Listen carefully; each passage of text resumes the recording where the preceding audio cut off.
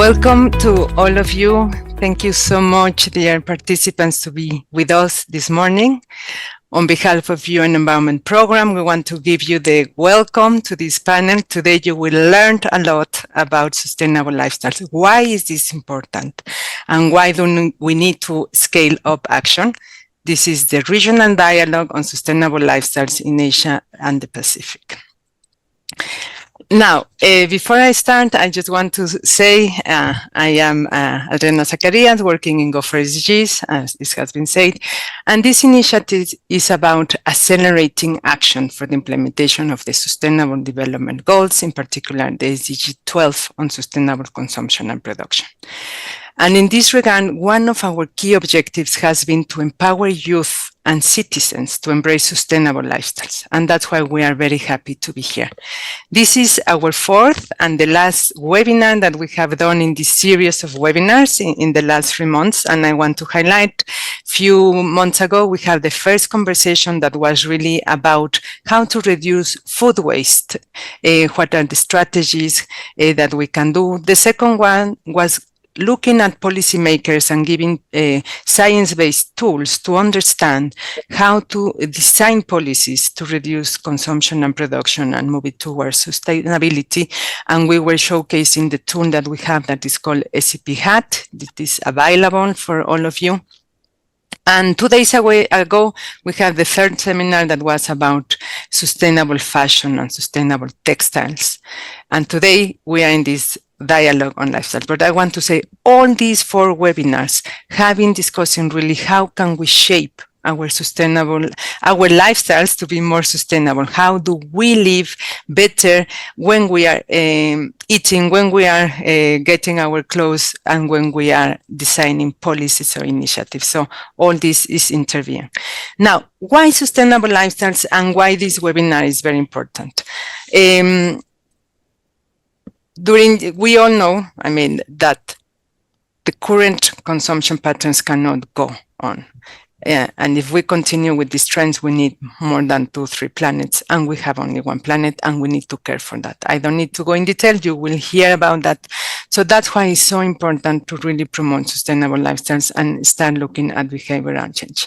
But what I want to highlight is that there is every time more and more political relevance and interest in this area. And we are very happy that this year in March, during the UN Environment Assembly, there was an important resolution about promoting sustainable lifestyle that was adopted. And with that, in the key leadership of India, who was sponsoring this resolution, the resolution has been adopted. And I'm happy to have with us Dr. Amindip Garg, who is from the Indian Ministry of Environment and has been behind this resolution. I'm also happy to know that he has joined now the 10YFP board as a member, and I'm sure this agenda will grow. The second good news that we have in the political agenda is that this week also in the UN General Assembly in New York, countries have been discussing the issue of sustainable consumption and production. There was a new resolution that has been negotiated, and on Monday it was agreed by consensus. The resolution on sustainable consumption and production. We are so happy to see reference there to the UN resolution on sustainable lifestyles. We are happy that the New York member states in New York are highlighting the importance of sustainable lifestyles, looking at providing science-based knowledge, research, partnerships, action at all levels, and also calling for education, but also in providing the enabling policies for everybody, every citizen, to be able to embrace sustainable lifestyles. With this, I want to stop here and just really appreciate the great support of our close partners from the Asian Institutes of Technology and the One Planet Network that has been organizing these webinars with us. Thank you so much. And Kate, the floor is yours. Thank you, Adriana. So for the information of everyone, important links related to Adriana's speech and future discussions will be shared through the chat box.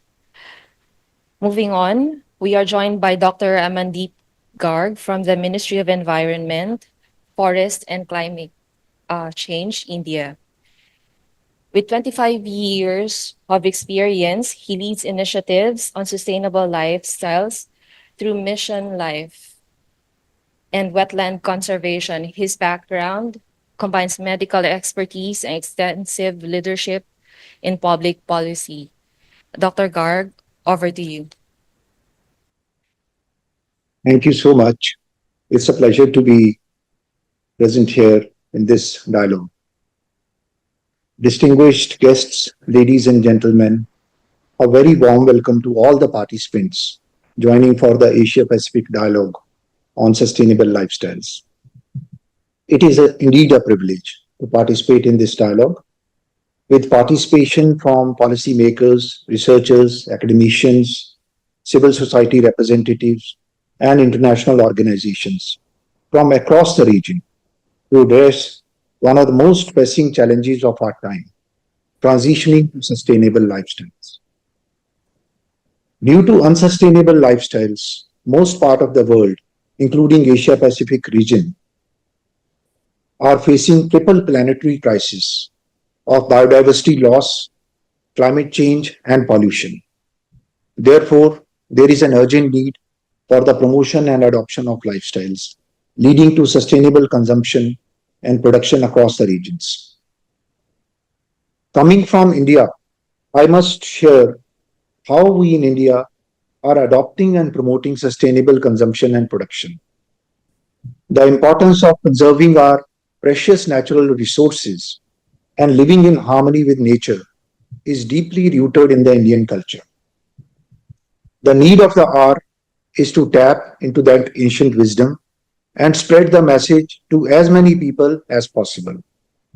At the heart of Indian traditions lies adaptability to local conditions in areas such as housing, agriculture, livelihood, water management, etc. Our deeply ingrained ethos of sustainability are reflected in the overall contribution of the entire South Asia region to the historical cumulative net anthropogenic emissions. As per the Intergovernmental Panel on Climate Change 2022, between 1850 and 2019, this region contributed to only 4% of the cumulative net anthropogenic emissions. This, despite this region hosting 24% of the global population. One of the key strategies in this regard was initiated by Honorable Prime Minister of India in COP26 when LIFE, that is Lifestyle for Environment, was introduced. Mission LIFE was then launched by our Honorable Prime Minister in October 2022 in the presence of UN Secretary General. Mission Life is an India-led global mass movement for mindful and deliberate utilization of resources instead of mindless and destructive consumption to protect and preserve the environment. Mission Life and its principles have also been incorporated in the non-quantitative targets of India's nationally determined contributions, thus embedding sustainability in the nation's NDCs. Aligned with the larger objectives of 10-year framework of programs, 10YFP, India has notified ecomark rules with the aim to encourage informed choices amongst the consumers for promoting sustainable consumption. In addition, India has introduced several other initiatives. The Green Credits Program, incentivizing voluntary environmental action, Mishti program, promoting mangrove development and conservation, Amrit Dharohar scheme, focusing on wetlands, and EPR regulations, targeting sustainable waste management for plastics, e-waste, batteries, and many more. United Nations Environment Assembly at its sixth session held in Nairobi, Kenya on 1st of March 2024 unanimously adopted the resolution on promoting sustainable lifestyles, which was submitted by India and co-sponsored by Sri Lanka and Bolivia. This was a significant move forward on globalization of the concept of lifestyle for environment. Mission Life has been greatly appreciated at various multilateral forums like IPCC Working Group 3, G7 Communique, G20 New Delhi Leaders Declaration, G20 Rio de Janeiro Leaders Declaration 2024, Green Rising Initiative in COP28. According to International Energy Agency, the adoption of the kinds of actions and measures targeted by Life Initiative worldwide would reduce the annual global carbon dioxide emissions by more than 2 billion tons in 2030. In addition to Mission Life, India has taken the lead in several initiatives, such as International Solar Alliance, wherein renewable energy is promoted, the Global Biofuel Alliance for reduction in fossil fuel consumption, and International Big Cat Alliance for maintaining ecological balance. These efforts demonstrate India's strong commitment to promoting sustainable lifestyles. As our Honorable Prime Minister has said, too often our discussion is reduced to an argument about emissions cut. But we are more likely to succeed if we offer affordable solutions, not simply impose decisions. And it is for the same reason that I call for a change in lifestyle. Because the emission reduction that we seek will be the natural outcome of how we live and work. Under his visionary leadership, another unique program has been launched called Plant for Mother on the World Environment Day this year. Citizens across the country and the world have been urged to plant a tree as a mark of love and respect for our mother and for Mother Earth. You will be pleased to learn that from 5th of June till date, in a span of about 6 months, more than 1 billion trees have been planted across India. The Asia Pacific region can gain valuable insights from its traditional practices in sustainable living, which emphasize harmony with nature, resource conservation, and community responsibility. By embracing these time-tested traditions, the region can work towards a more sustainable future. Healing Mother Earth is a step-by-step process, one that is continuous and collective. Vasudeva Kutumbakam, that is one earth, one family, one future, is our underlying philosophy.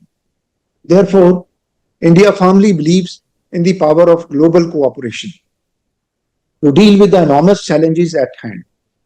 Let us move forward together, knowing that the choices we make today will not only make this planet a better place to live, but also shape the world that our children and youth will inherit tomorrow.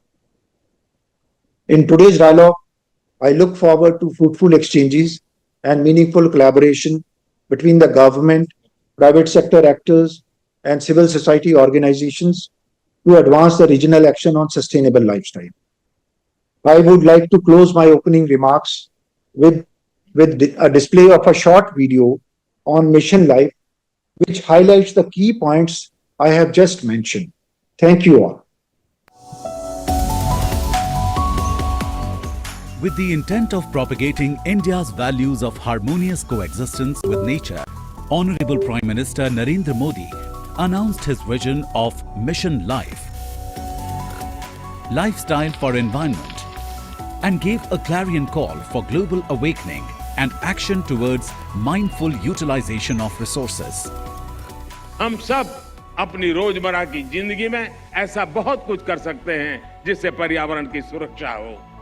Mission life ये मानता है कि अपनी lifestyle में बदलाव करके environment की रक्षा की जा सकती है। The Ministry of Environment, Forest and Climate Change has launched a mascot, Prakriti, to communicate the message of conservation of natural resources and effective waste management. Prakriti is the child of Mother Earth who carries forward sustainability message and nudges us into adopting environment-friendly lifestyle. Small steps taken by all of us would be a giant stride in our collective efforts to combat climate change. Mission Life has 7 themes linked to our daily lives under which pro-planet actions can be taken by all of us. These themes are save water, save energy, say no to single-use plastic, reduce waste, reduce e-waste, adopt sustainable food system, and adopt healthy lifestyle. In order to mainstream life actions in our daily lives, 2 dedicated portals have been created, Mission Life and Meri Life. Mission Life portal is a knowledge repository comprising useful information on life and also social media, creatives, videos and events and such other awareness material on life. The Meri Life portal has enabled effective monitoring and assessment of individual as well as collective actions on life.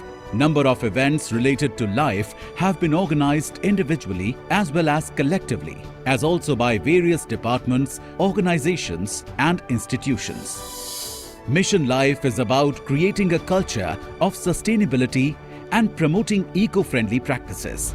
It inspires individuals to make small actions in their daily lives and join hands with millions of pro-planet people across the world for a sustainable future. Our choices and our behaviors, both individually and collectively, can have a tremendous impact on the environment. Mission Life is about democratizing the battle against climate change. We are all trustees of planet Earth. Let us come together and join hands with Prakriti in implementing Mission Life and make a difference to the Earth we live in.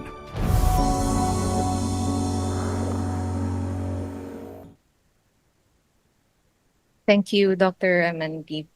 The environment can be changed through lifestyle. Small steps, giant strides. Next, we are honored to be joined by Ms. Merlin Van Voer.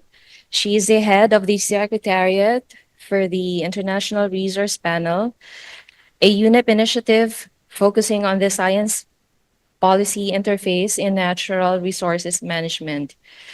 She has held key leadership roles at UNEP, including Global Coordinator of the Climate Change Program and Special Advisor to the Executive Director on Climate Change. Ms. Merlin holds a Master's in Economics and Public Policy from the London School of Economics and a Bachelor of Science in Mathematics from the University of Cape Town. Over to you, Ms. Merlin. Good morning, colleagues. I know it's afternoon where some of you are. And thank you to my colleague Adriana, but also the team who have been organizing these webinars for a long time, as Adriana said. I've been asked to provide some reflections on a UNEP report. It's called the Global Resources Outlook, and to make some points on how our data from the Global Resources Outlook tells a story about how we can change our lifestyles to be more sustainable.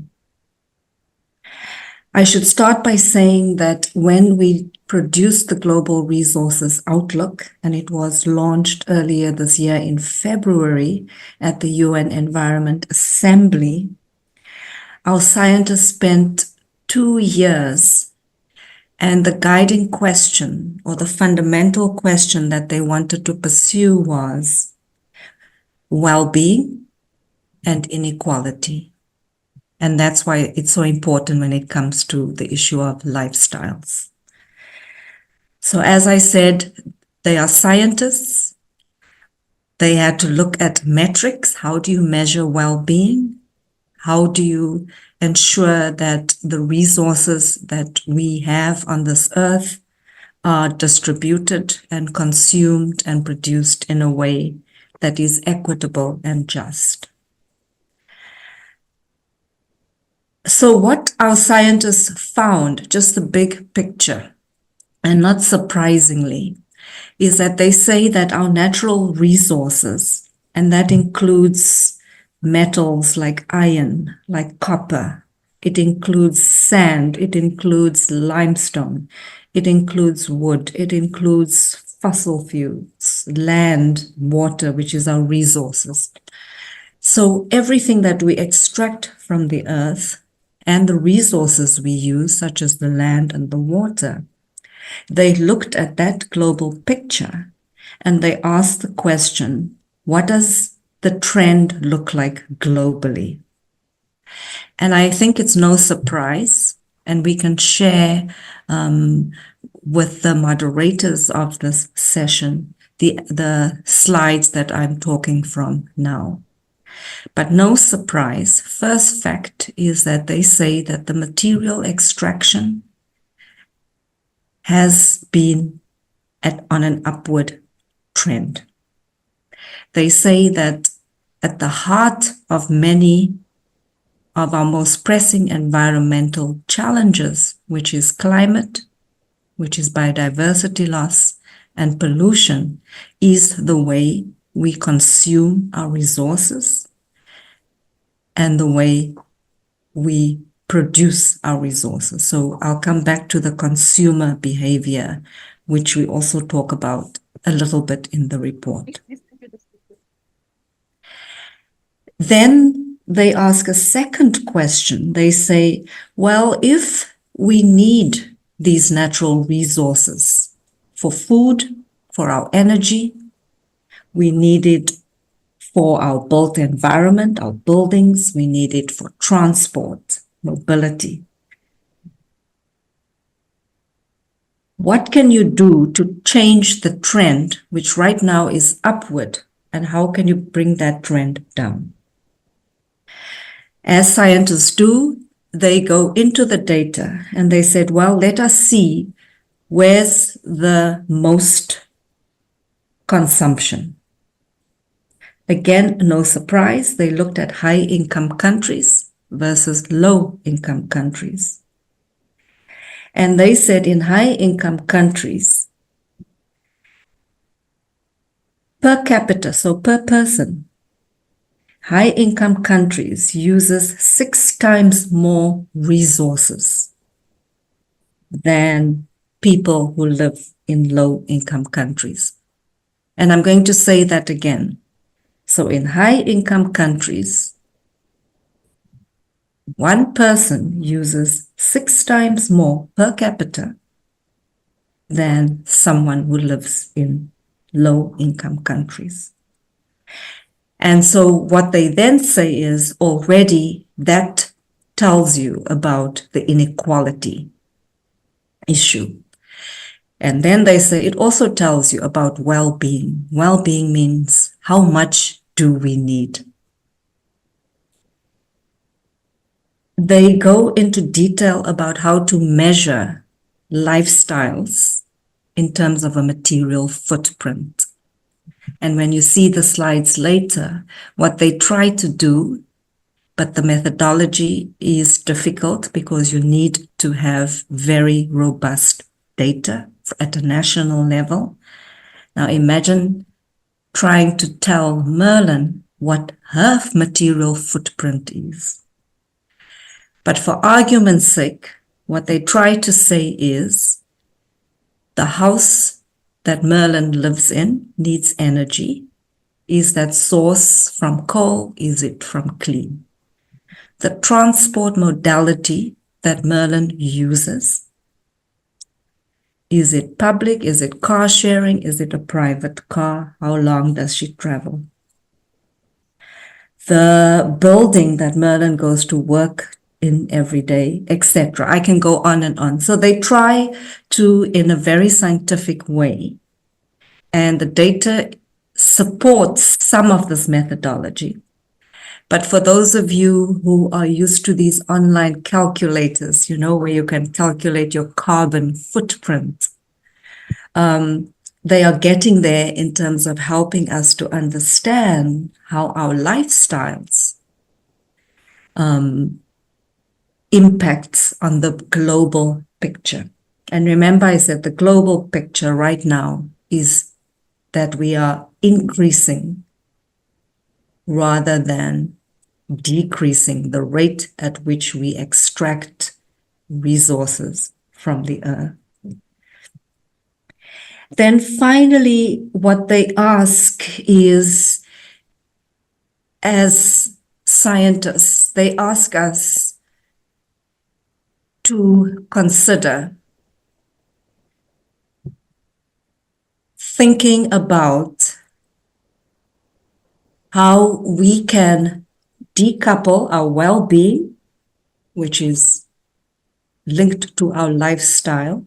How can you decouple that from what they call economic growth? And that's a bigger question. The scientists believe that you can do that, but they also say, not surprisingly, that to move to a more sustainable scenario in terms of well-being, in terms of lifestyle choices, we need to recognize that reducing inequality, which means allowing lower income countries to achieve what they call HDI, a higher income as measured in various economic models, we can reduce our resource use, we can reduce our environmental impacts, we can reduce inequality, and we can still have a sustainable lifestyle. And in the report, you will see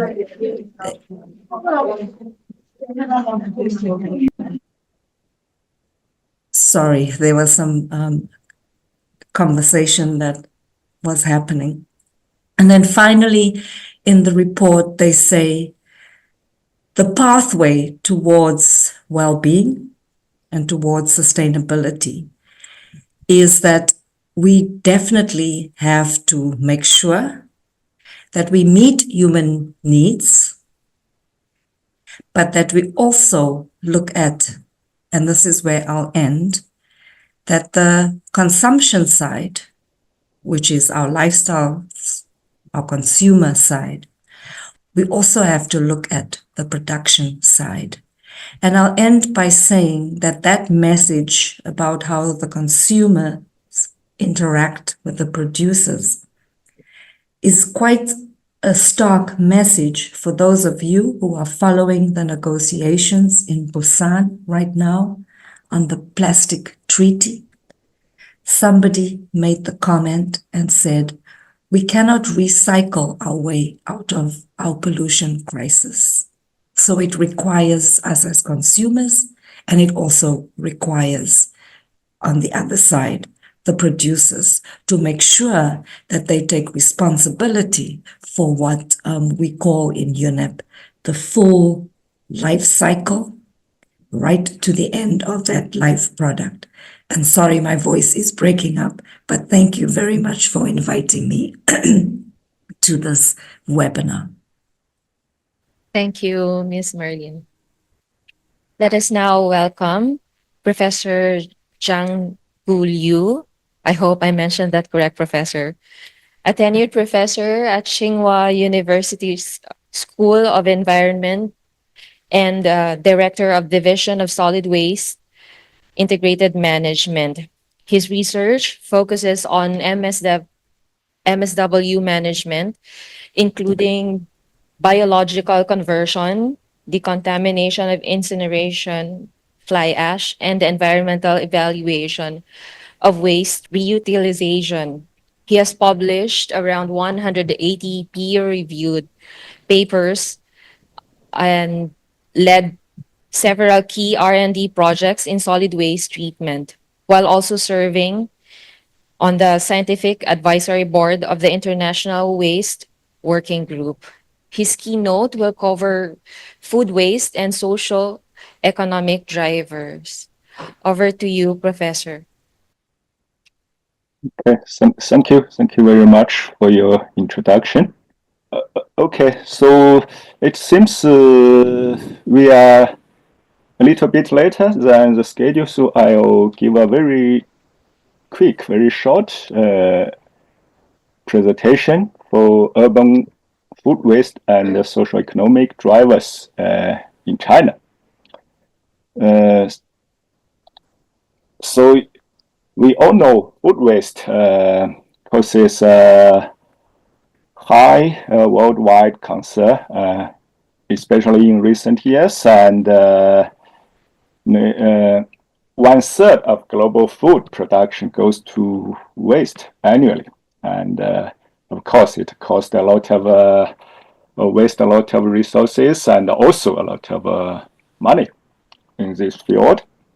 And in fact, China in recent years, we initiated several plans to anti-food waste. And maybe you know, in recent years, China started to promote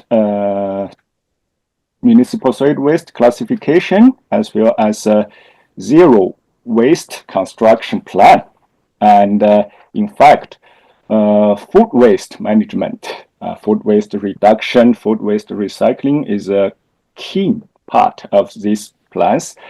And a very significant event in China for food anti-food waste is we have a special law. We call it anti-food waste law, and this law was issued in April 2021. And of course, we have this law, so several national standards and a lot of policies for anti-food waste was issued in China in recent years. And 2 days ago, I remember it's in 2 days ago, the central government of China issued a new regulation. It's action on food conservation and anti-food waste. So this is a very new plan for anti-food waste. And in fact, Chinese government has a clear aim to control food waste, and we want to realize the SDG goal 2030 to halving food waste through systematic efforts and public participation. And a lot of international as well as domestic associations in China are very active in this field. For example, WWF and CCFA, China Chain Store and Franchise Association, also some domestic NGO, also very active in this field. And our group worked together with CCFA and compiled a practical guide for retailers to conduct surplus food donation 2 years ago. And this is, I think, a very good start for surplus food donation promotion in China. And some enterprise also very active in food waste reduction. For example, KFC, Walmart, and also top two takeaway platform company in China, Meituan and Elma, also initiated some plan to control food waste by their platforms. So my group also worked together with Meituan to have a national survey on food waste generation and management in China. So in fact, the presentation today is a part of research results. My group worked together with Meituan. And So we had, I think, a very large-scale national survey on food waste situation, and for household and takeaway, we recruit about 800 volunteers, and the volunteers covers almost the whole mainland China, and also we adopt a questionnaire response from all over China, and to get the waste, food waste information in China. Also, we collect information by field survey and online questionnaire for restaurants and some canteens, for example, university canteens and government canteens, the middle school canteens. So I think that we get a lot of samples, provide us a scientific basis for food waste situation in China. And this is a scope of our survey, from procurement to transportation, storage, to processing and cooking. And the focus of our survey is the consumption scenarios, including 4 scenarios: restaurant, canteen, takeaway, and household. Also, we had a survey on food waste disposal, food waste recycling in China, because different food waste have different recycling solutions in China. And the results is just like this. Totally, China generates 137 million tons of food waste every year, and this represents about 26% of total food consumption. And every person in China generates 55 kilograms of raw food waste and 59 kilograms of edible waste and food waste, and 34 kilograms of inedible food waste. So every year. And it seems the households contribute the large part of food waste in China. 42% of food waste comes from households, and 22 from restaurants, 21 from canteens, and also 16% from takeaway. And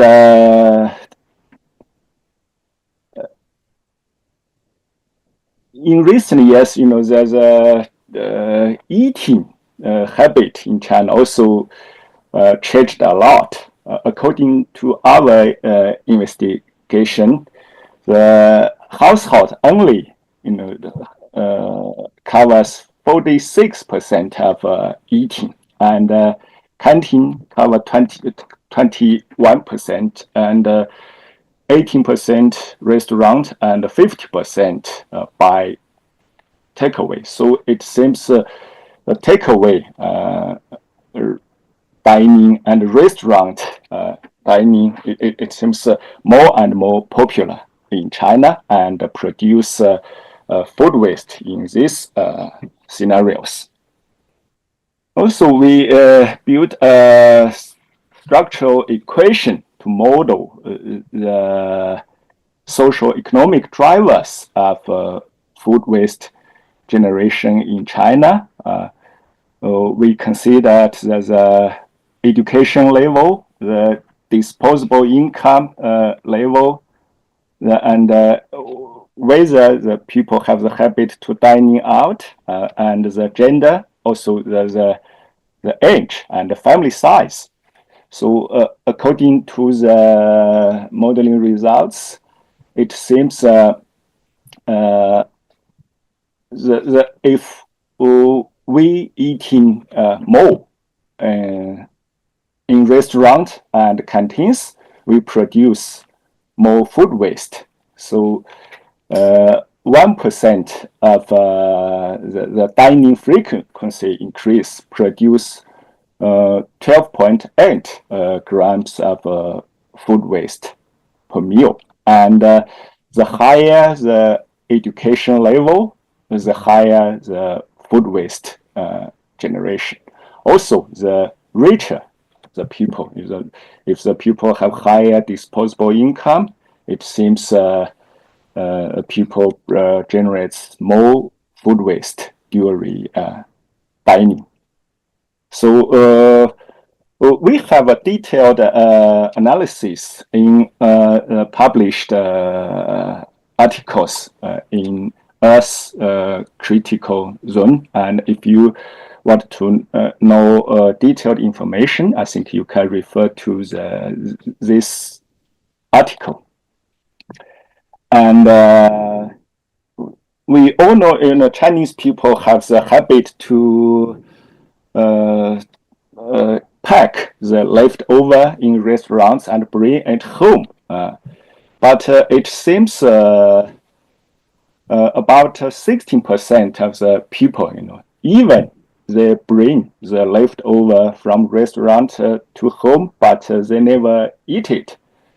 Just change the place of food waste from a restaurant to home.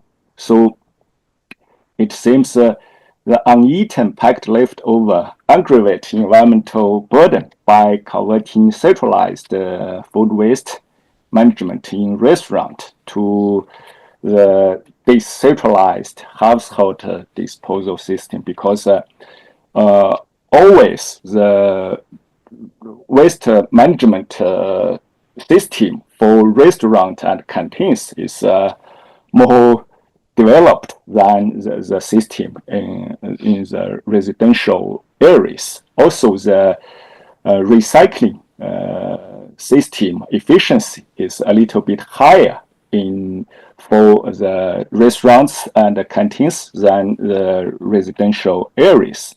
So this is also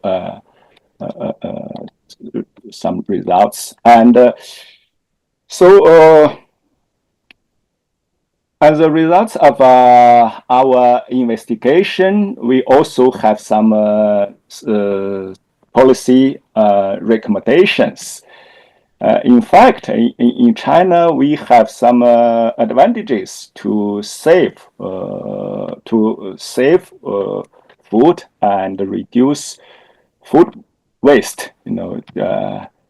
Chinese people, we had a long history of starvation, so I think most of the Chinese old people have the habit to conserve, and so it seems the food waste situation in China, it seems it's lower than the global level. Also, it's much lower than the expanded level in China. People think Chinese people consume a lot of food and waste a lot of food, but it seems it's not true. And so also we provide some advice to improve our food waste management in China. So yeah, if you have interest, I think you can refer to this article.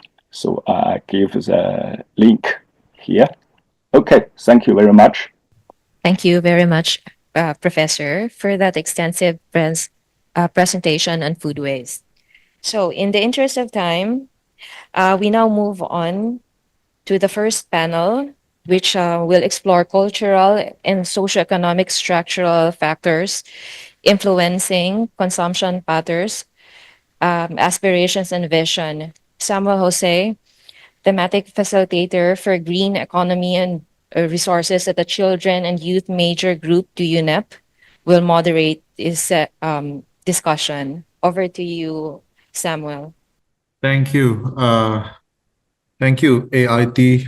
Thank you, UNEP, and also thank you to all esteemed participants for the opportunity in this today's panel discussion. Well, I have a homework, of course, to maintain the time as we are now being constrained and deprived of the time allocation. But yeah, I would like to first regard Ms. Adriana, the head of Global Opportunities for Sustainable Development Goals of UNEP, representative of the Government of India from the Ministry of Environment, Forestry and Climate Change, and to all speakers and all distinguished participants. The first panel today is going to be a roundtable panel discussion.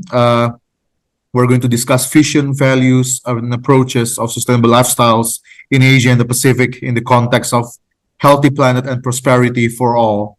So we have interesting speakers, but however, before I introduce them one by one, maybe just to mention, this first panel will address one of the fundamental questions and fundamental issues that are being addressed also by the UNEA Resolution 6-8 on sustainable lifestyle, where we want to discuss also how we can support sustainable lifestyle, how we can facilitate information sharing and exchange of best practices. And this panel session will bring rural communities, faith-based movements, indigenous youth advocate, and private sector.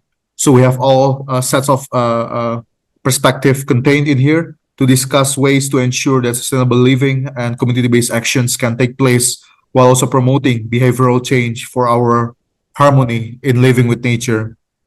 So we have 4 expert speakers, if I can say. First of all, Mr. Putu, Iputu Wiaguna from Indonesia, founder and initiator of the PT 5 Pilar Wisata, 5 pillar of tourism, where he will be speaking on rural areas, communities, and protection of their environment, cultural traditions, and community-based tourism experience. So he will explain later on regarding community-based tourism and his project. And second speaker is Ms. Azmaira Alibay from the UNEP Faith and Ecosystem Coordinator, Faith for Earth Coalition of UNEP. Ms. CC Chow, Remake Hub founder. She will discuss regarding private sector vision and marketing approaches to instill behavioral change in promoting sustainable lifestyle. And the last speaker is our indigenous youth from Indonesia, from the mountain community of Bugis people, Ms. Riza Anissa Anggrani, ASEAN Young Climate Leader and leader of Sonoros Project, where she will share about the role of indigenous mountain communities for living harmony with nature. So yeah, first of all, I'm going to do one question first, and then I will ask the response from each panel members, and then we can move forward to the second question and followed by another response. So maybe the first one, I think that will be pretty much important for all of us to discuss here. I think the keynote speech has set the tone, and the introductory remarks has also set the tone of our panel session today. And I think it's very much urgent for us to continue and promote sustainable lifestyle and innovation towards it. So the first question, perhaps to all panelists, drawing from the experience of every one of you, what are the highlighted key action necessary to drive widespread adoption of sustainable lifestyle in Asia Pacific? So maybe you can bring your bottom-up perspective from your project. So yeah, I'll start perhaps with Putu. Yeah, Putu, what is your experience in sustainable tourism, community-based tourism, and is there any key action you want to highlight in here? Thank you. Please, Putu, you have 3 minutes. Thank you so much, Samuel, and hello everyone. My name is Wira. I'm from Bali Island of Indonesia.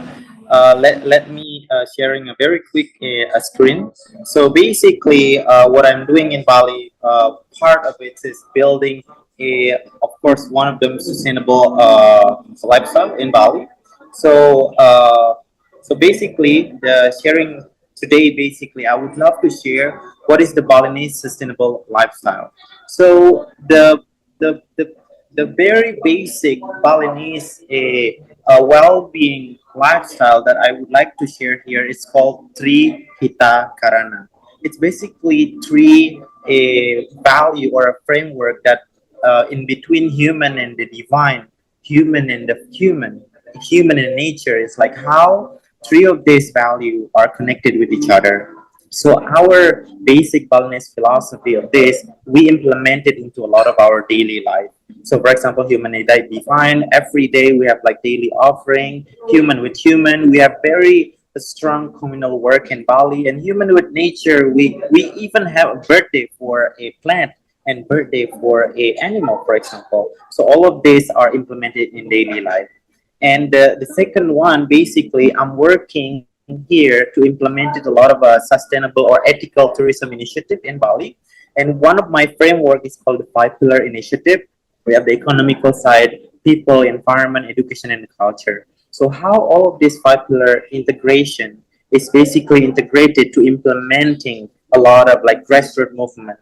So beside of that, one of my work is basically one of my biggest action is building an ecosystem with all of these local heroes. We call them a local initiator or local heroes or local champion, where all of these local hero they have an amazing subject of a sustainable lifestyle, from like plastic things, from farm to table, from prints of dress and things like that. So that's my basically my biggest movement that I have in Bali right now, basically. So that's what I would like to share with all of you. Thank you so much, Samuel. Thank you for the first intervention.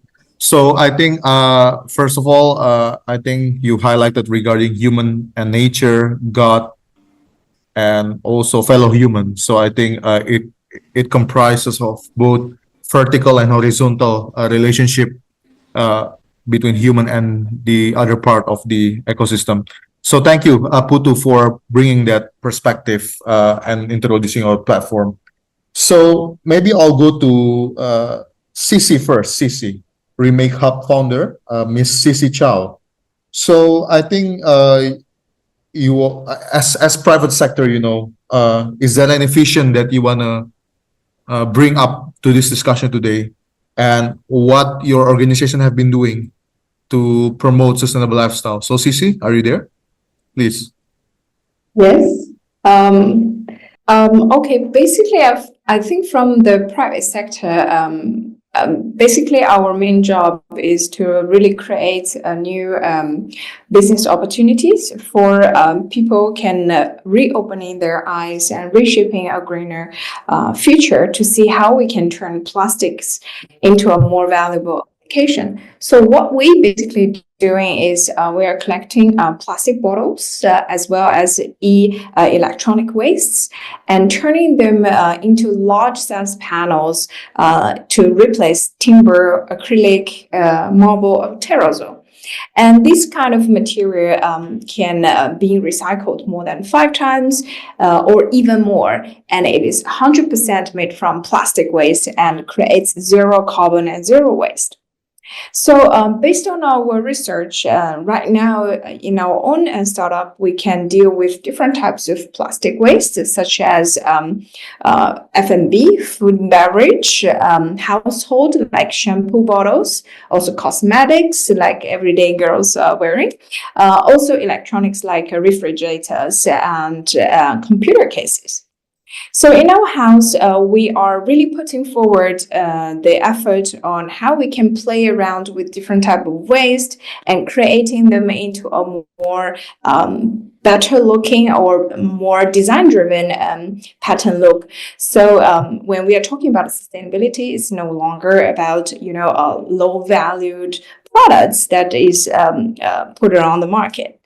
Right now, we are targeting clients such as Adidas, Nike, McDonald's. So they are really replacing all the recycled plastics into the previous timber materials that they cut wood before to in-store all their retail stores.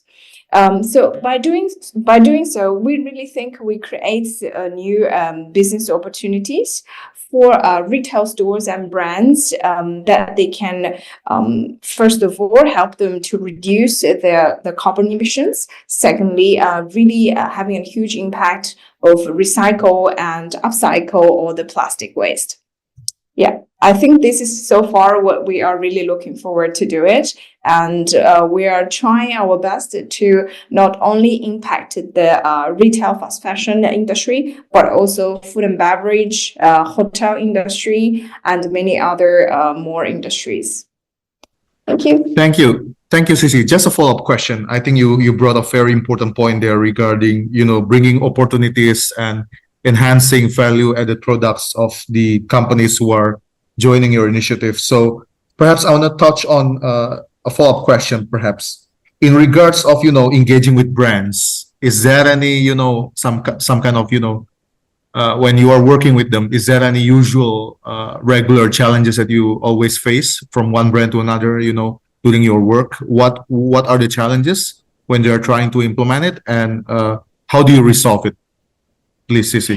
Yeah, I think the biggest challenge right now for us is more like time, the timing, because when we're implementing this new concept, I think the brands are easily getting it, okay? Because a lot of them having already a circular strategy or sustainable goals for their 2030 or 2050. So they are very clearly understanding where they're going, but it is quite difficult for a big giant brands or corporates that they can start actually doing something, and by the time we meet them until we actually execute it, it will take usually 6 months, 1 year, or even 2 years longer.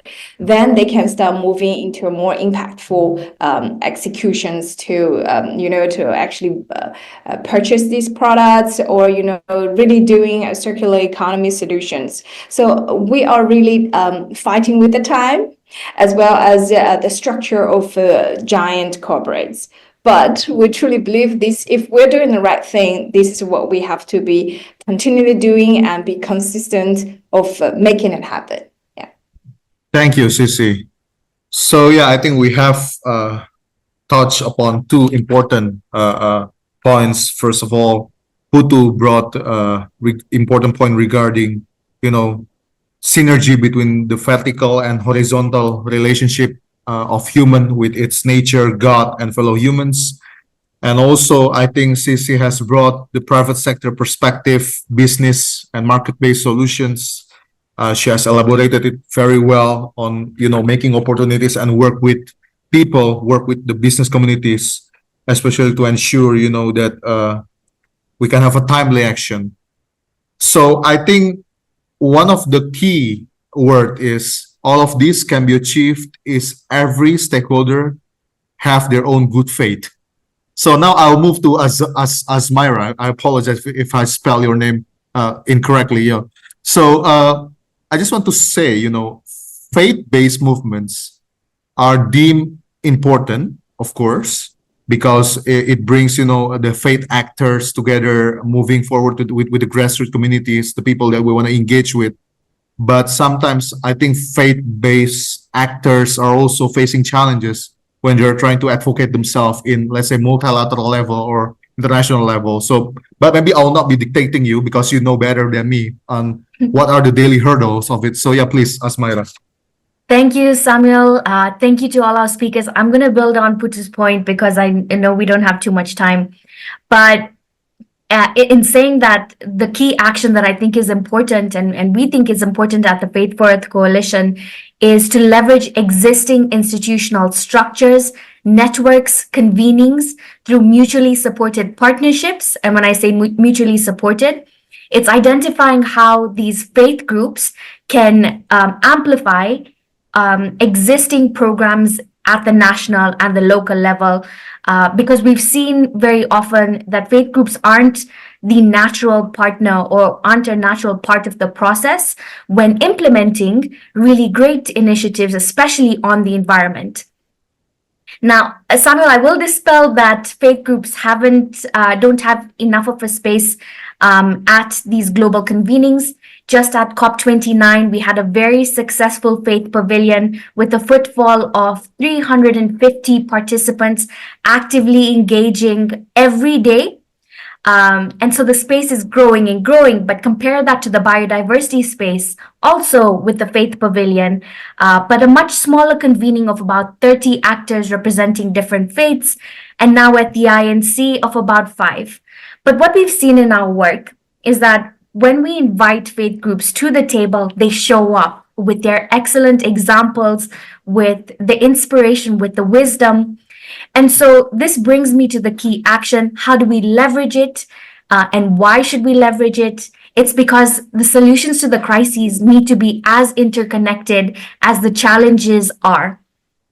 For example, in addressing the effects of pollution and waste, it's important to also create economic pathways for women, youth, poor, vulnerable. And one example that I want to lift up is from Tangerang in Indonesia. And this is the Kota Rat Pavilion that's about 440 square feet. It's a space that repurposes hundreds of discarded plastic crates, and they've turned that into a small mosque with a covered prayer room, shelves to store prayer rugs, shoes, and the design of the crates, with holes in them, facilitate airflow, which is a reprieve for worshippers during the hot weather. As the team have said, that the space for kindness starts with the diversity of people's needs, behaviors, and habits. And with the success of this project, they intend to scale up their efforts, creating a transformative public space like bus stops, shelters, and other urban structures with the same methodology.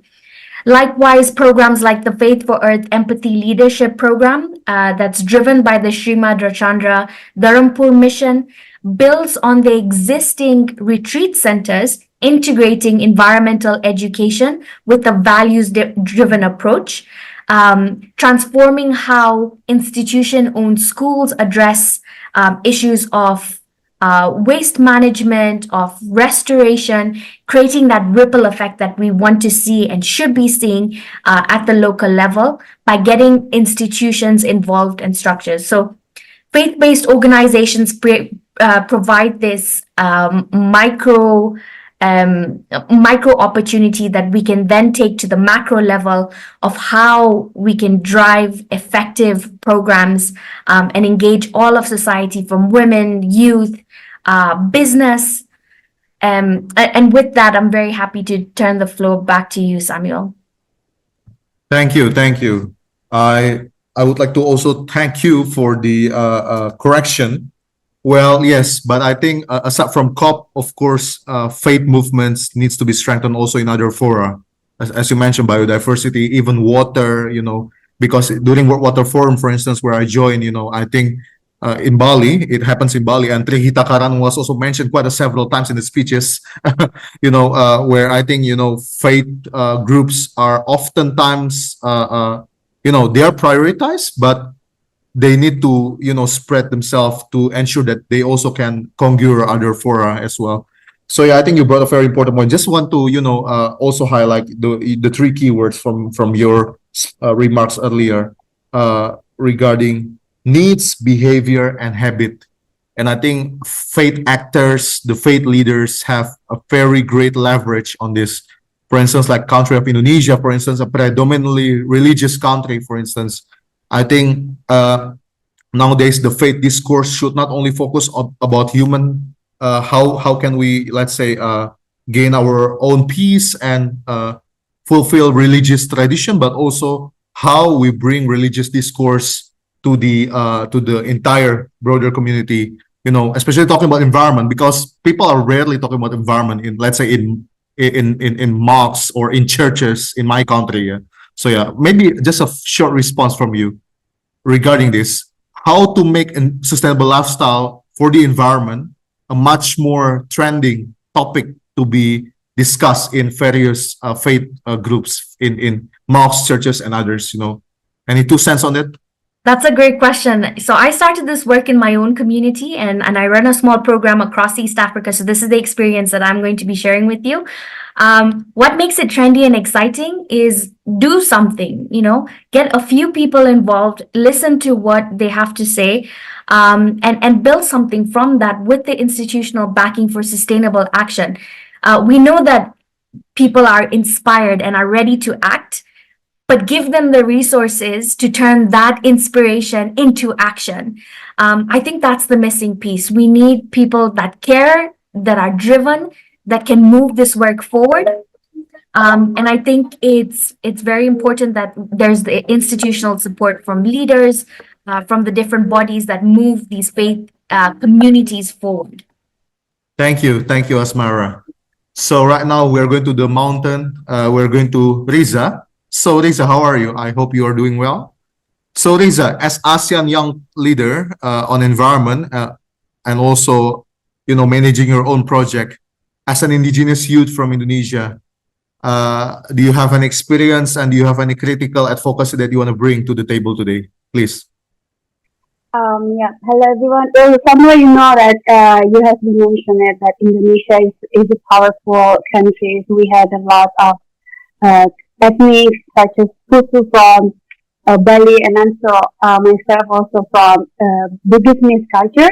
So today I'm going to explain how Buddhist culture has fit in with my presentation today. And for the next,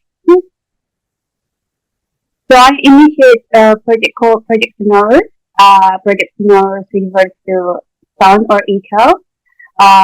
Is an endeavor that is designed to amplify voices, make an impact, or communicate powerful ideas of the indigenous mountain communities. Because we are the marginalized one, we really like a limited access into global environmental advocacy, which is so important in international climate negotiations today. The next, so Siri Nafete is our cultural identity. So we can see how we can embrace our human nature relation by our culture, by our identity, bringing our narrative into the policy discussion. So Syrian honor reflects integrity and respect for nature. It emphasizes sustainable practices that afford the dignity of people and the environment. The value of honor aligns with the concept of ethical consumption and resource management. And Sache means compassion, which involves empathy for the well-being of others, including nature and future generations. Next. So this intertwine between this sustainable lifestyle and the city of we can be a person with mindful consumption. Also, we can practicing sustainable lifestyle and manage our natural resources. Next. So Project Sonorous has been doing this past 3 years in collaboration and advocacy. We have been in the discussion with the Unit Science and Policy Interface. We also have been part of the Foresight Future in Future Generation Forum in West to talk about how strategy and future and foresight into the indigenous policy making processes. We've also been part of the UN Mountain Youth Group and also by being part of the Mountain Sentinel from the Colorado State University to help us undergo our local project with the indigenous communities and tourism activities. So by integrating Syrian Apache, we create collaborative framework that values the principle of respect, sustainability, and inclusivity. The project is like hiking. We know that in Indonesia, there is so many mountains and people love to go to the mountain. People love to hike. But also there is no like such a sustainable lifestyle in the mountains, especially for the waste management system is very bad. So we bring the narrative that hiking and outdoor tourism are powerful ways to connect people with nature. However, without careful guidance, these activities can also have negative impact on the environment and indigenous communities, especially those in the mountain regions. So the key action is like we build intergenerational dialogue. So we combine indigenous traditions and modern environmental practices which work harmoniously. So the key actions is like cultural exchange program, mountain stewardship program, storytelling, and then the people who join the program will be increasing more in respecting sacred sites in the mountains because it is sacred sites for indigenous people.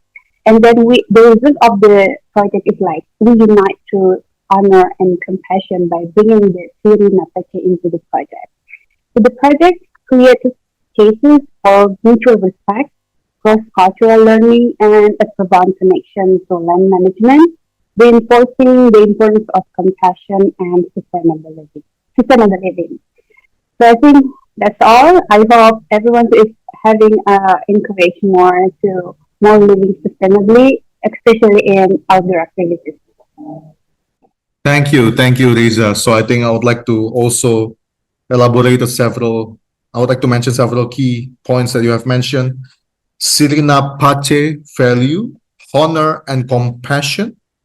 It also derived to several actions such as mindful consumption. So not only sustainable and responsible, but also mindful consumption, and also connecting with nature, or in Gen Z language, touching the grass. I think, yeah, I think that's the language that we have nowadays, touching the grass, you know.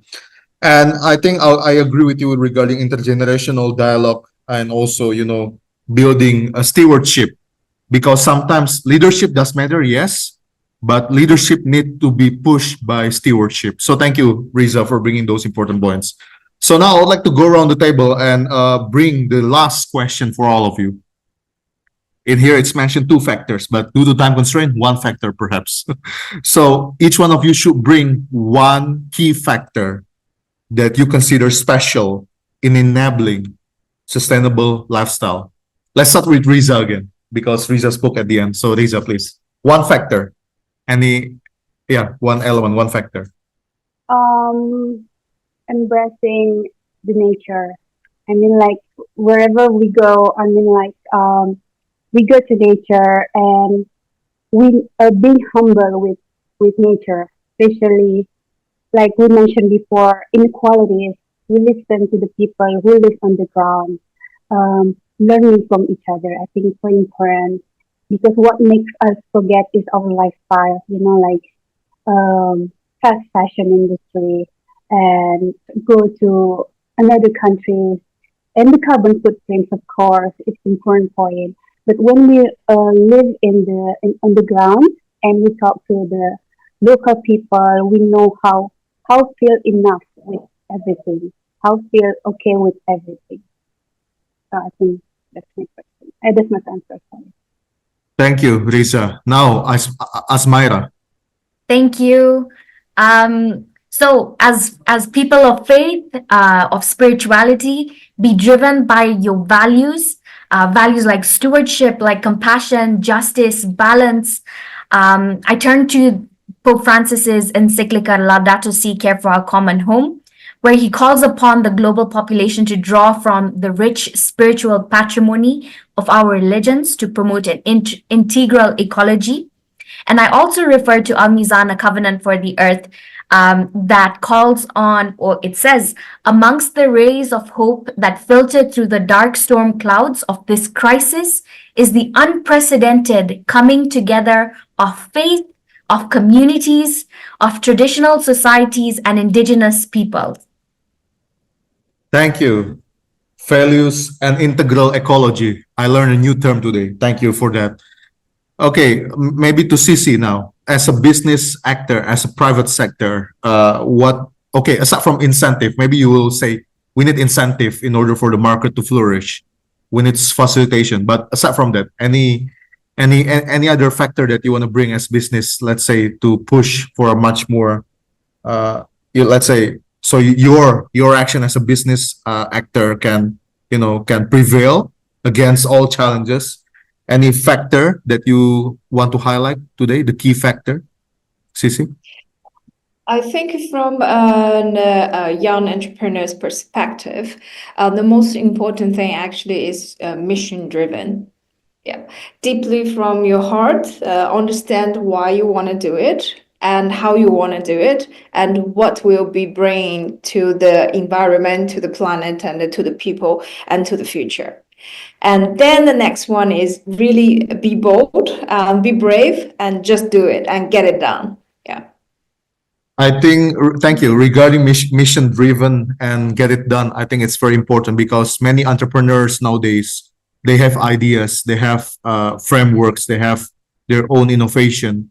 But when they bring it to the market and they, let's say during the piloting phase, they do not receive the result that they wish to see, they give up. Meanwhile, I think what you bring is important, mission driven, because if you're mission driven, if you have the motivation to just do it, against all challenges, against all ups and downs, you will continue to motivate yourself to do it. So yeah, I think thank you, Cici, for bringing that. It's very important because young entrepreneurs sometimes they are mature in ideas but not mature in mentality. So I think that's one of the solutions that I think I highlight from your remark. Thank you. And now, very last one, Trihita Karana. Okay, then Mr. Putu. Bali is known for its tourism. Besides, when people think of Bali, they do not think about Indonesia. They just think like, okay, Bali is it's their own independent country. So maybe because of Bali's significance to the global tourism stage, as an actor there, as a local people, what factor that you consider the most important, aside from the others that already mentioned? Thank you. Thank you so much, Samuel. Of course, thank you for, like viewing Bali as, as that big, but actually, again, we are just small, tiny island from a very big archipelago. So one of the key factor for this sustainable lifestyle is very basic, actually. It's the people.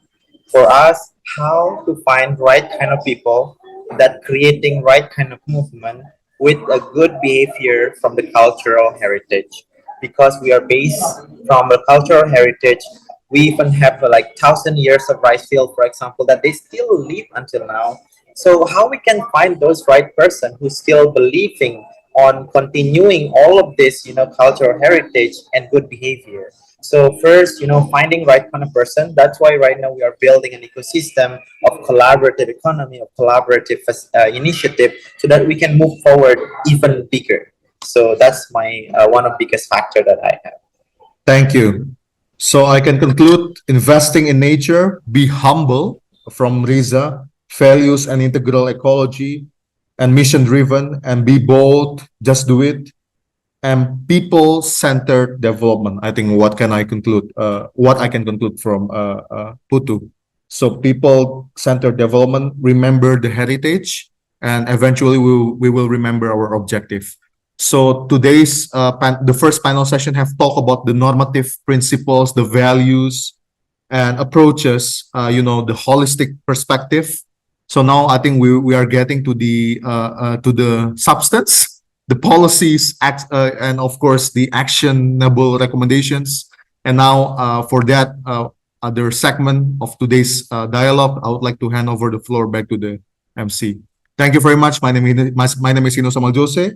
I would like to thank all speakers, and I would like to thank all participants for their engagements. Now onto the next part, please. Thank you.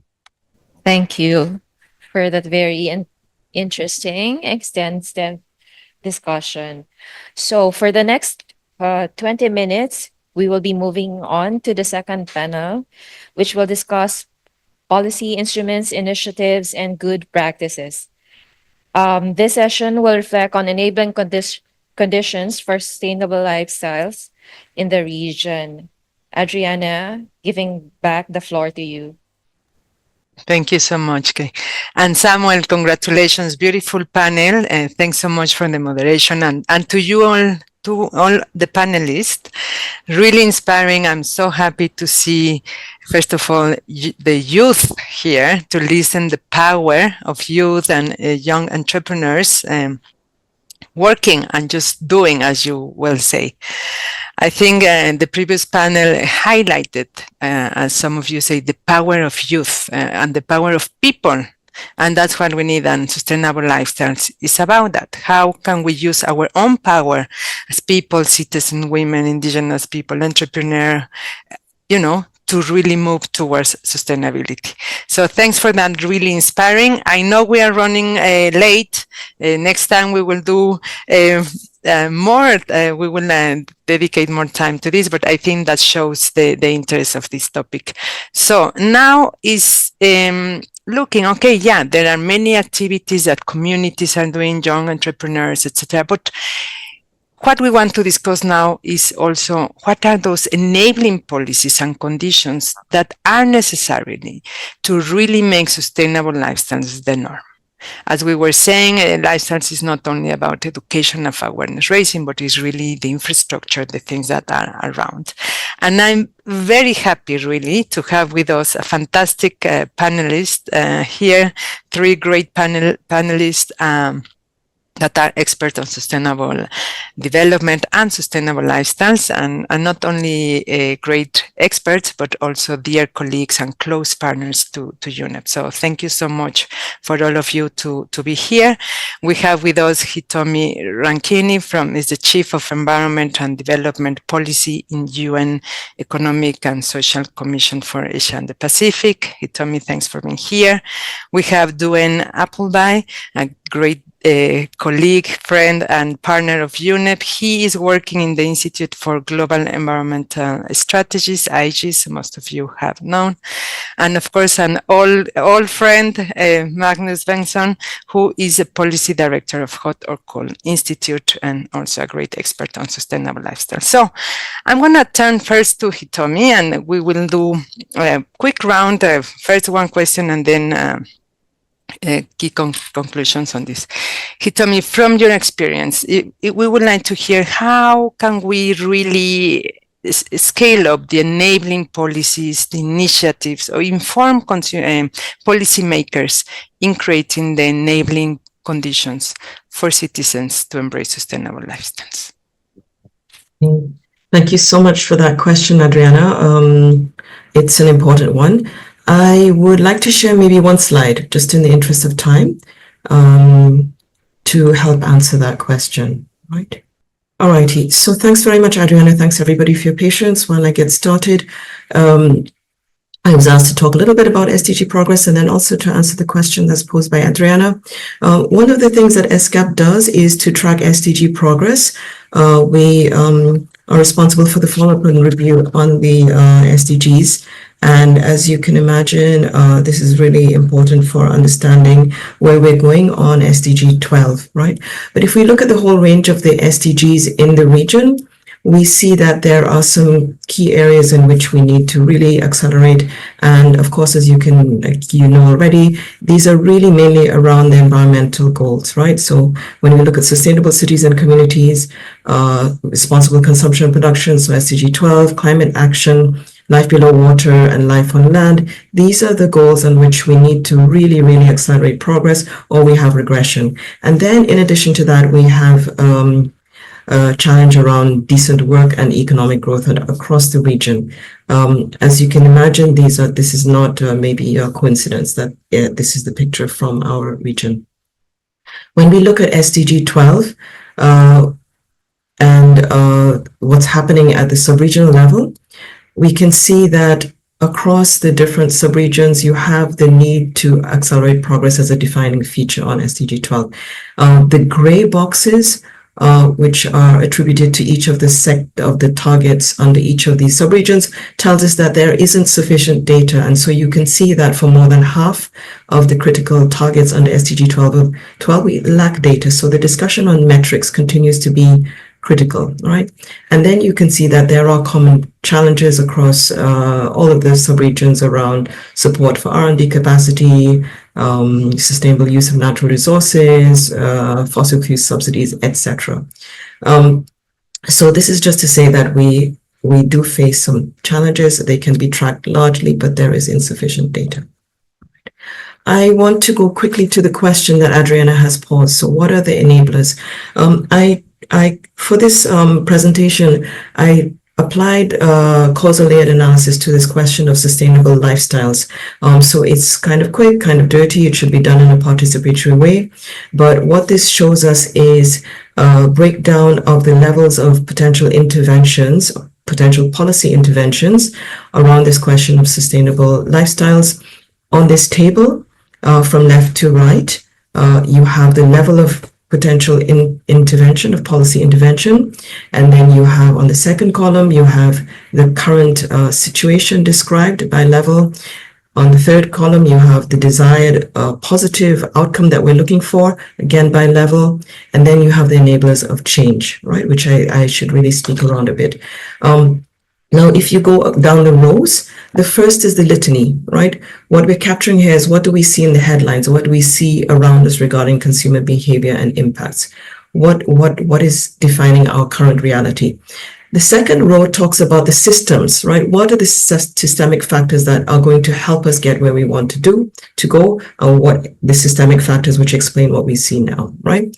Now, the third level is the worldview or the discourse, which is defining the way in which we define the systems that we see and which also shape the litany or the reality that we face, right? And what we see is that the most powerful interventions really are around the worldview or the discourse that we need to bring to this question of sustainable lifestyles. I was very pleased to hear what was discussed in the first panel. Really interesting, and I want to make the connection between the right to a healthy environment as an important worldview, the importance of shared prosperity as a defining value for policy, and also traditional values such as Motainai and sufficiency economy, which is now integrated into policy in Thailand, and gross national happiness in Bhutan. Now, these are really important worldviews which are shaping dominant policy approaches in some countries, right? And these are the kinds of worldviews which are going to take us where we want to go. When we bring these worldviews, right, to the policy table, they will define the types of systems that we put in place. For example, public transport, but not just any public transport which is accessible, convenient, affordable, etc. And also various systems for empowering consumers, producers, and communities. And I'd like to stress communities as an important actor, which is not very well recognized except when we work at the grassroots level. But how can we scale out community action at community level across the country is, I think, an important policy challenge, right? So on the right-hand side, if we look at the enablers of change in this table, we have behavioral interventions. I think we're going to hear more about that later in this panel. But we also have at the systemic level, economic incentives, tax measures, eco-labeling, payments for ecosystem services, a really critical one, infrastructure development, and accountability measures, right? And when we really want to influence worldviews, we need to look at the education, the media campaigns, eco-labeling, and various interventions which reshape and magnify positive and mutually enforcing cultural values. I really want to point out that systems strongly influence the litany, so strongly influence the reality that we face, but they also strongly influence the worldview that we hold, right? So there is a really strong argument for really taking a closer look at the systems that we are putting in place through our various policy measures. So I'll stop there. Thank you. Thank you so much. Really very interesting. I love that slide and how you are presenting this. And thank you, because you are sitting here in the scene, and I'm glad, Hitomi, you talk about the worldviews, because this webinar is responding to the UNEA resolution that was really the core discussion was to discuss different paradigms, different understandings, worldviews from indigenous people, from local communities, from modern citizens. So I think what you're saying is really important, and I want to highlight what you had in the slide, no? Why do we still see consumption as the only thing that will bring us happiness, or the only mean for economic growth? How can we change it? No, and you highlighted already some of the paths, no, the shared prosperity, but the shared economy as well, and how to include more our traditional values and the sufficiency, etc. So I think, Duane, this is a very good setting for you. Let me then ask and continue with you and saying, in your experience, and also based in this context that Hitomi just shared, what examples do you have on successful, inspiring best practices, policy interventions in really enabling and accelerating the shift towards sustainable lifestyles? I love this question. It really got me to think about, what examples do we see in the region? I think there are, as we've heard from the first panel, there are many, many things that are going on in the region that are extremely interesting, promising, motivating. And so I thought that I would maybe select one example from here in Japan that is a very long running experiment. It's in a town called Kamikatsu. And it's a zero waste town. Started in the 1990s. I think there's maybe 1,500 people who live in this town, but it's a very interesting example of a grassroots initiative started very local, citizen driven, multi-stakeholder approach with local government, residents, businesses, all having a voice and a role, an active role in the process. So just a little bit about what this looks like on the ground. Say 2003, 2002, I think they set up a zero waste academy in the city. And this was a nonprofit. It was designed to support the zero waste goals by serving as a community hub, providing capacity building for citizens, government, local businesses, governments from other cities across Japan and now internationally.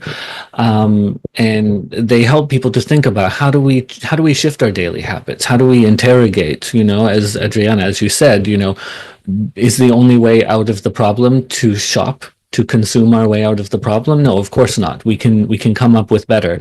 As I think Pakwira said in the earlier panel, it's about tradition, it's about culture. What can we learn from the past? What can we learn from the way we've done things?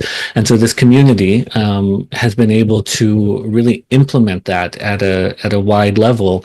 So now that they've been doing this for a number of decades, they now are producing young leaders who have grown up in this environment and are able to take that forward. So just, I guess, a few examples of what, the types of activities they're doing. They have this kuru shop, this like a circular shop that's been implemented in the town where encourages reuse, repair, sharing, and everything is free. You just, you need something, you show up and you can grab it. It's almost like a library or a bank that you can take from and return to.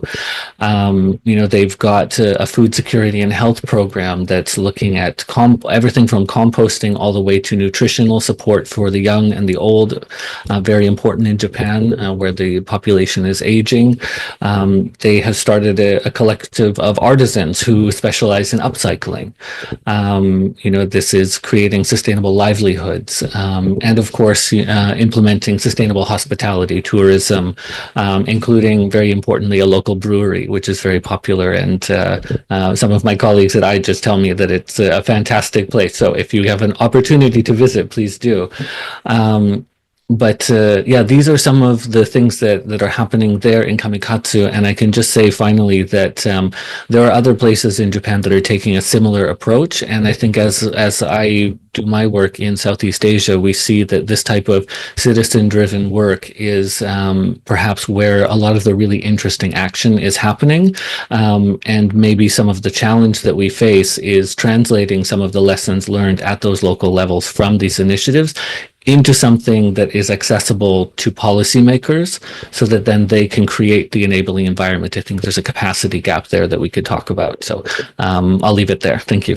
Excellent. Thank you so much for sharing this citizen-driven transformation, as you say. That would be good if you can share the link maybe in the chat.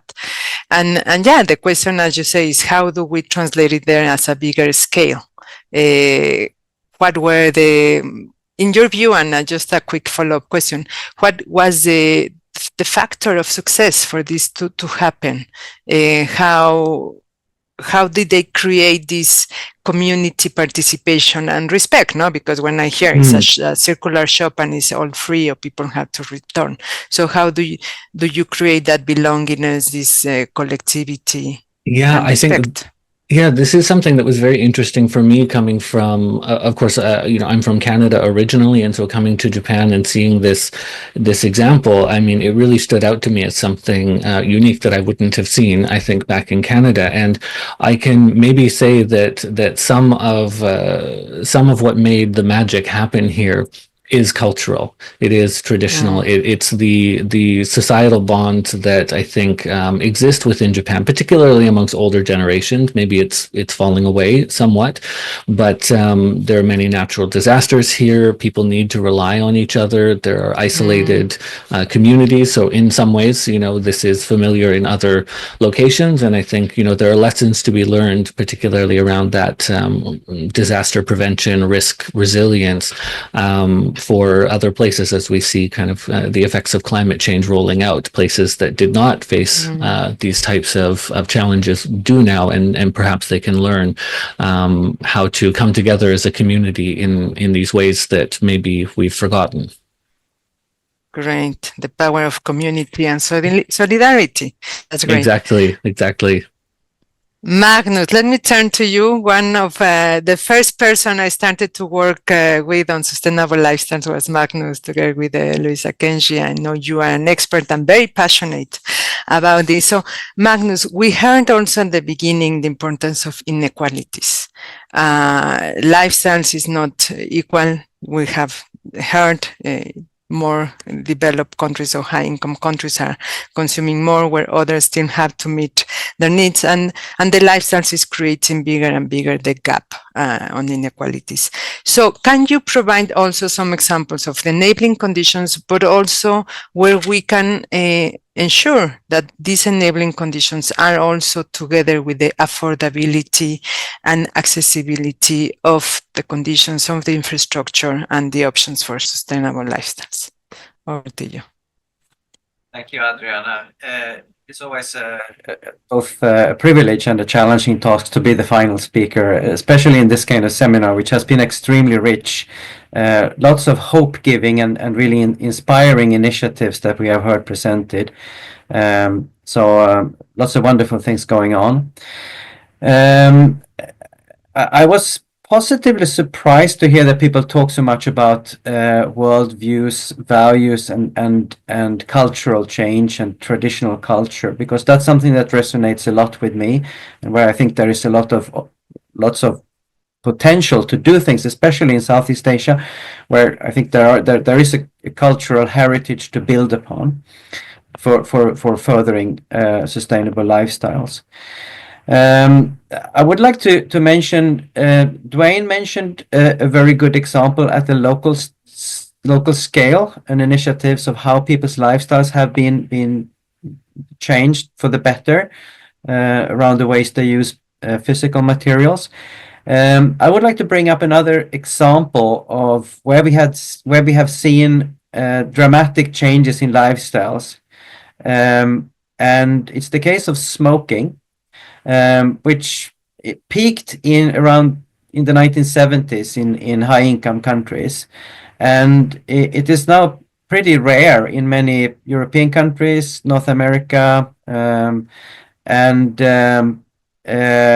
just 2 days ago, the UK government took a decision to actually phase out smoking. So people who are 15 years of age now, they will never be able to buy tobacco products in their lifetime. So we have gone from a situation where smoking was seen as something fashionable, glamorous, cool, into being something that's actually banned from society. And that has happened over a 50-year period.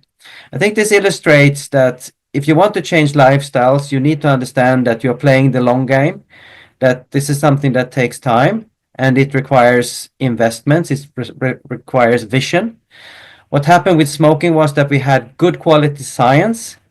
We had a willingness to confront industry and its misinformation. We had advocacy groups that were taking action and demanding changes.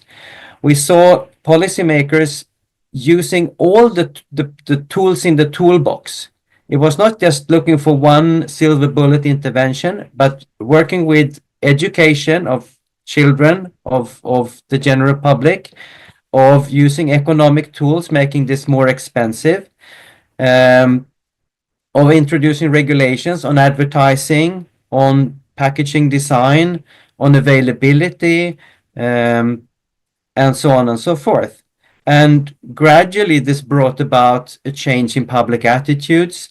We got smoking-free zones, we got smoking-free restaurants and pubs and bars and nightclubs and everything. Nowadays, it's difficult to find a place where you are allowed to smoke.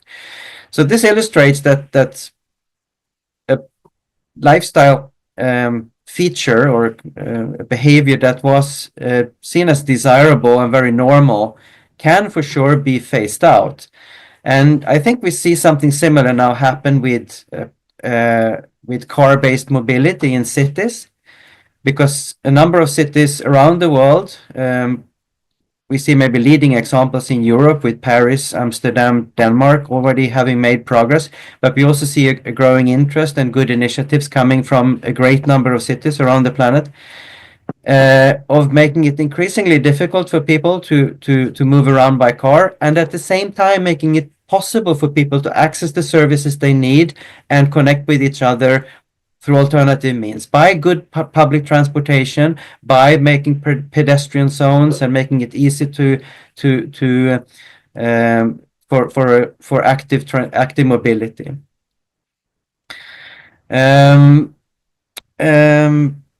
You talked about inclusivity, and I would like to talk about that in relation to how we use the urban space. City planning.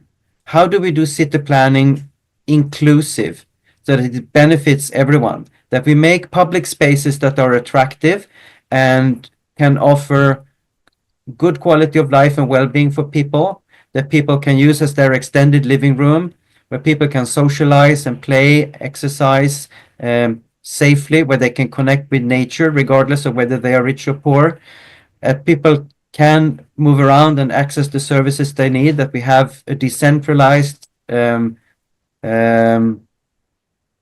mixed city planning that makes it easy for people to connect to what they need.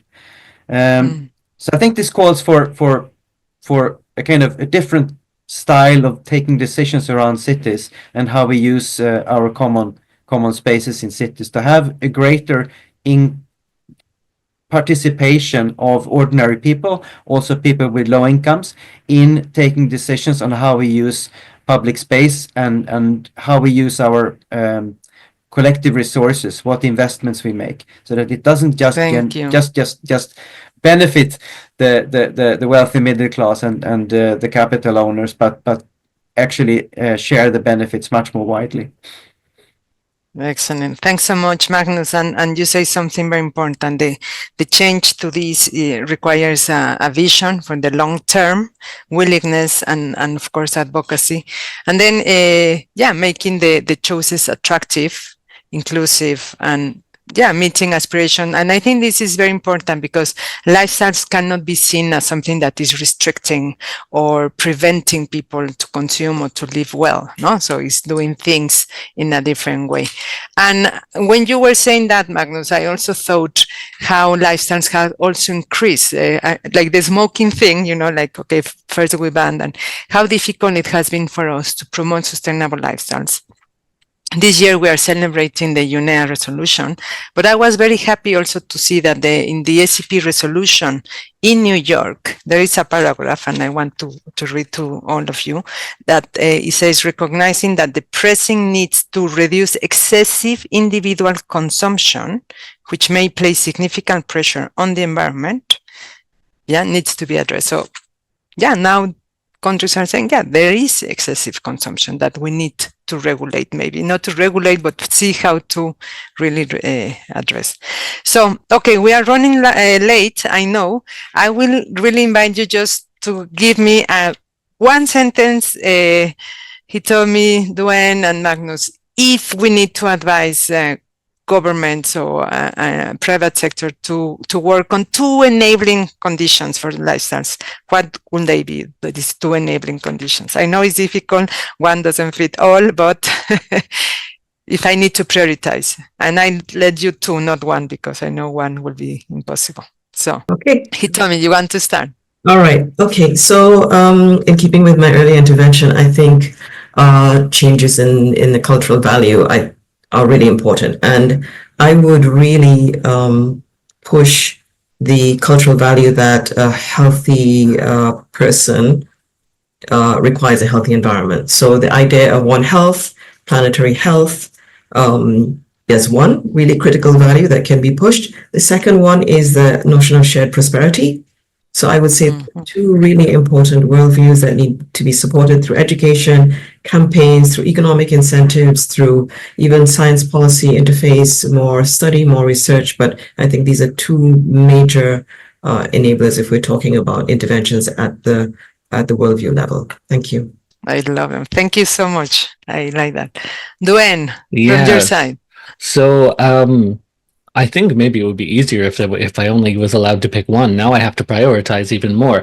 But Okay, give me one.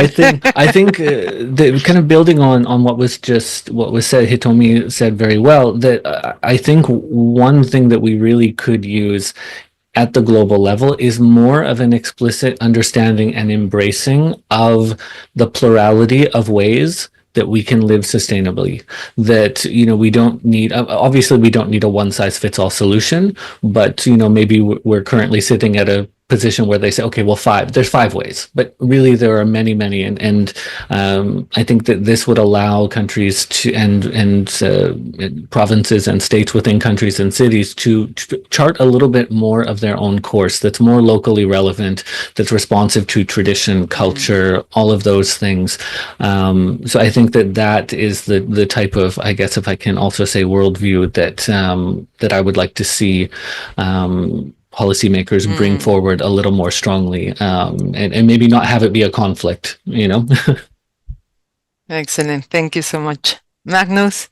Okay, since Dwayne only took one, maybe I can take 3.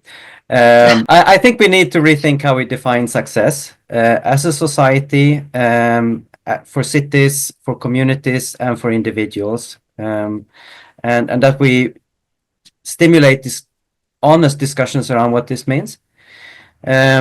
Second thing, we need to get the economics right. Currently, many economic incentives are pulling us in the wrong direction. We need to fix the way we spend our public resources, and we need to get the incentives right.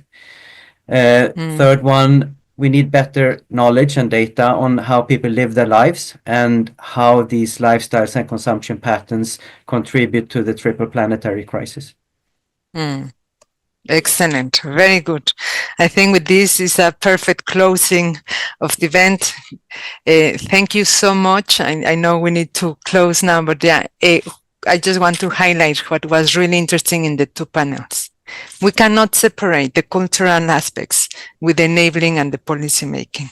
So it's interesting to see that all of you as panelists in the 2 sessions were talking about this connection. So I like it so much. So we have heard key messages here. Well, just to say thank you so much. This is the end of the series of webinars that we have been doing. It shows the discussion today, and thank you for being with us. I know we have exceeded the time, but that shows the interest of this theme. The work doesn't end here. We will continue this work. This is very important for us, this theme.